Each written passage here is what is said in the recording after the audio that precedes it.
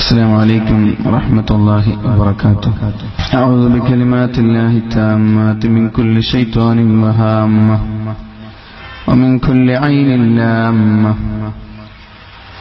أعوذ بالله من الشيطان الرجيم. بسم الله الرحمن الرحيم. بسم الله توكلت على الله وما توفيقي إلا بالله عليه توكلت وإليه أنيب. الحمد لله رب العالمين. يا ربنا لك الحمد كما ينبغي لجلالك وعظيم سلطانك. سبحانك لا نحصي ثناء عليك أنت كما أثنيت على نفسك. فلك الحمد ولك الشكر حتى ترضى. اللهم صل على سيدنا محمد وعلى آله وأصحابه وأتباعه ومن تبعهم بإحسان إلى يوم الجزاء والدين. صلاة وسلاما دائمين متلازمين كلما قر الجديدان ومر الفرقدان. أما بعد، رب اشرح لي صدري ويسر لي أمري واحلل عقدة من لساني يفقه قولي. فإن خير الحديث كتاب الله وخير الهدي هدي محمد صلى الله عليه وسلم وشر الأمور محدثاتها وكل محدثة بدعة وكل بدعة ضلالة وكل ضلالة في النار. أعوذ بالله من الشيطان الرجيم. بسم الله الرحمن الرحيم. تكاد تميز من الغيظ كلما ألقي فيها فوج سألهم خزنتها ألم يأتكم نذير. قالوا بلى قد جاءنا نذير فكذبنا وقلنا ما نزل الله من شيء إن أنتم إلا في ضلال كبير. وقالوا لو كنا نسمع أو نعقل ما كنا في أصحاب السعير. فاعترفوا بذنبهم فسحقا لأصحاب السعير. إن الذين يخشون ربهم بالغيب لهم مغفرة وأجر كبير.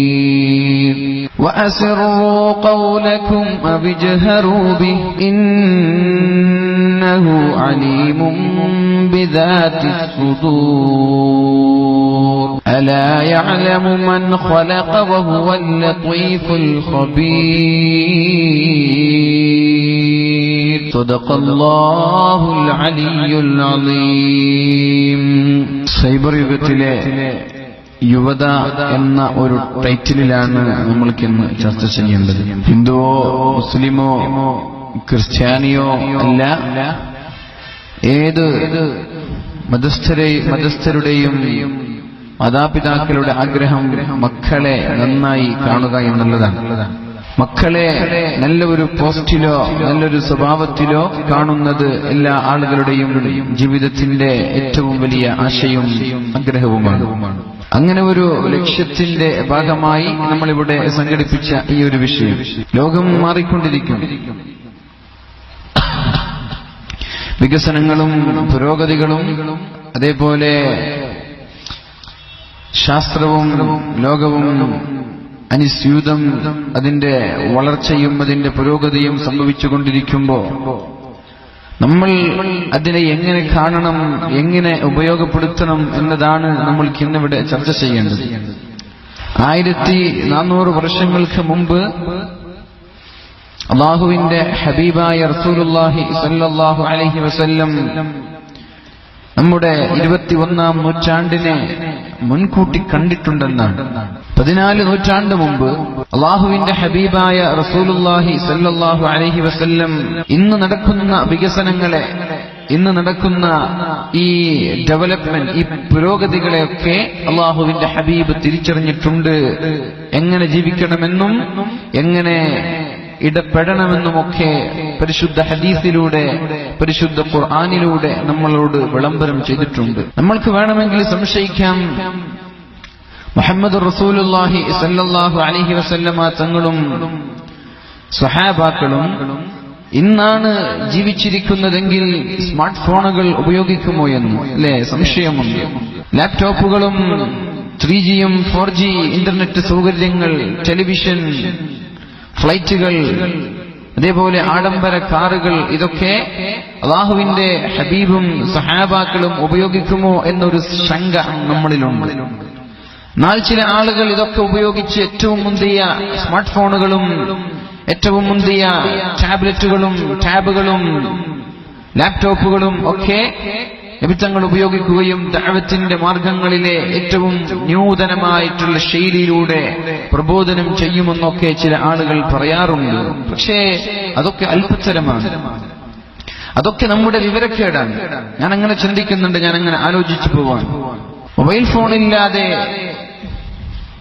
അല്ലാഹുവിന്റെ ടെക്നോളജി, ദൈവത്തിന്റെ ടെക്നോളജി അതുപയോഗിച്ച് 1400 വർഷങ്ങൾക്ക് മുമ്പ് സംസാരിച്ച ആളുകളാണ് അല്ലാഹുവിന്റെ ഹബീബും സ്വഹാബാക്കളൊക്കെ അല്ലേ.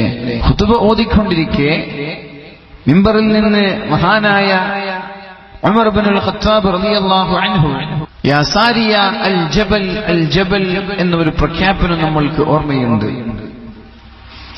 ആയിരക്കണക്കിന് കിലോമീറ്ററുകൾക്കപ്പുറത്തുള്ള ഒരു സ്വഹാബി യുദ്ധം ചെയ്തുകൊണ്ടിരിക്കുകയാണ്. ആ ഒരു സമയത്ത് മിമ്പറിലുള്ള ഉമർ തങ്ങൾ തന്റെ കണ്ണുകൊണ്ട് അത് കാണുകയാണ്. അവിടെ നിന്ന് വാട്സപ്പിൽ ഒരു മെസ്സേജ് വന്നിട്ടില്ല, ഒരു സെൽഫി വന്നിട്ടില്ല, ഒരു വീഡിയോ വന്നിട്ടില്ല.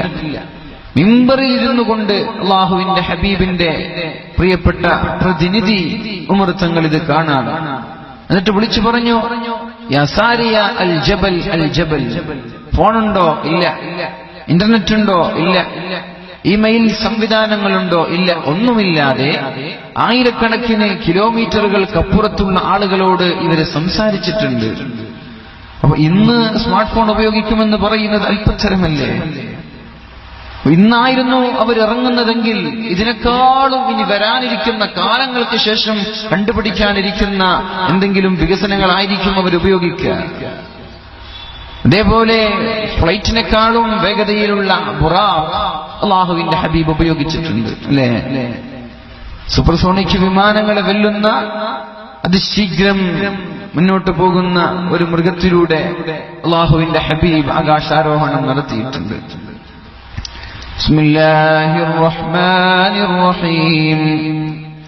سبحان الذي يسرى بعبده ليلا من المسجد الحرام إلى المسجد الأقصى الذي باركنا حوله.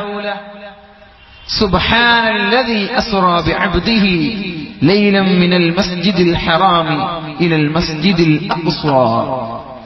مسجد الحرام നിന്ന് എത്രയോ കിലോമീറ്ററുകൾ 40 ദിവസത്തോളമൊക്കെ സഞ്ചരിക്കേണ്ട ബൈത്തുൽ മസ്ജിദുൽ അഖ്സയിലേക്ക് രാത്രിയുടെ ഒരല്പ നിമിഷം കൊണ്ട് നബിതങ്ങൾ സഞ്ചരിച്ചിട്ടുണ്ട്. അപ്പൊ ഇന്നുള്ള സൂപ്പർസോണിക് വിമാനങ്ങൾ ഉപയോഗിക്കുമോ? ഒരു സംശയം തന്നെ അർത്ഥവത്തല്ല. അതേപോലെ ചില ഔലിയാക്കൾ തൂയൽ അർളു കൊല്ലു, ഭൂമി അവർക്ക് ചുരുട്ടിക്കൊടുക്കുമെന്നാണ്. കണ്ണ് ചിമ്മി അസ്ർ നിസ്കരിച്ച ആളുകൾ കണ്ണ് ചിമ്മി തുറക്കുമ്പോ അങ്ങ് മക്കയിലാണ്. അതൊക്കെ വളരെ സ്വഹീഹായ സംഭവങ്ങളാണല്ലോ. എത്രയോ ഔലിയാക്കൾ അങ്ങനെ ചെയ്തിട്ടുണ്ട്. ഇസ്മുൽ ആദം, അള്ളാഹുവിന്റെ അപാരമായ ആ ഒരു നാമം ഉച്ചരിച്ച് കണ്ണ് ചിമ്മി തുറക്കുമ്പോഴേക്കും ഇന്ത്യയിലുള്ള അള്ളാഹുവിന്റെ ഔലിയാക്കൾ അങ്ങ് മക്കയിലും മദീനയിലും എത്തിയ സംഭവങ്ങൾ നിരവധിയാണ്. കണ്ടവരുണ്ട് ഈ അടുത്ത കാലത്ത് വരെ. അപ്പോ ആ ഒരു സൂപ്പർസോണിക്കിന്റെ ചർച്ചയും നമ്മൾക്ക് ഒഴിവാക്കാം. സ്മാർട്ട് ഫോണിന്റെ ചർച്ച പിന്നെ ആവശ്യമേ ഇല്ല. കാരണം സ്മാർട്ട് ഫോണില്ലാതെ ഇന്റർനെറ്റോ നെറ്റ്വർക്കോ ഇല്ലാതെ ഫോൺ വിളിച്ചാൽ കോൾ കോസ്റ്റ് ഉണ്ടോ? അതുമില്ല. അങ്ങനെയാണ് വിളിച്ചത്.